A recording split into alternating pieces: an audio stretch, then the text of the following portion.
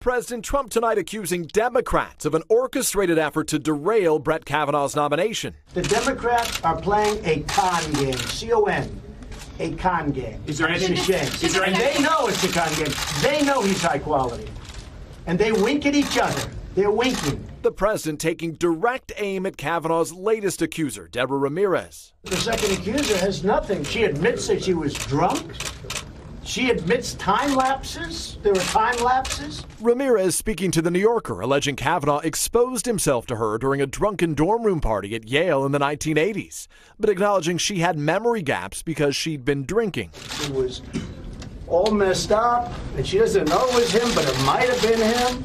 Oh, gee, let's not make him a Supreme Court judge because of that. Kavanaugh with his wife Ashley on Fox News responding to Ramirez's charge. Never did any such thing. The other people alleged to be there don't recall any such thing. If such a thing had happened, it would have been the talk of campus. It's very difficult.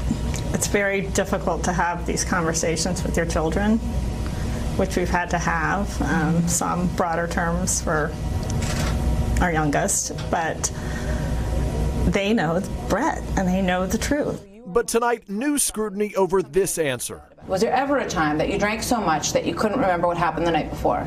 No, that never happened. Kavanaugh's college roommate James Roche disputing that, writing, "I did not observe the specific incident in question, but I do remember Brett frequently drinking excessively and becoming incoherently drunk." Now, less than 48 hours from when Kavanaugh and accuser Christine Blasey Ford are set to testify in front of Congress, the top Senate Republican predicting Kavanaugh will get 50 votes. Confident that he will be confirmed in the very near future. Still, key Republican Lisa Murkowski urging her colleagues not to prejudge the allegations and on the possibility of an FBI investigation. An investigation would certainly clear up some of the questions that are out there.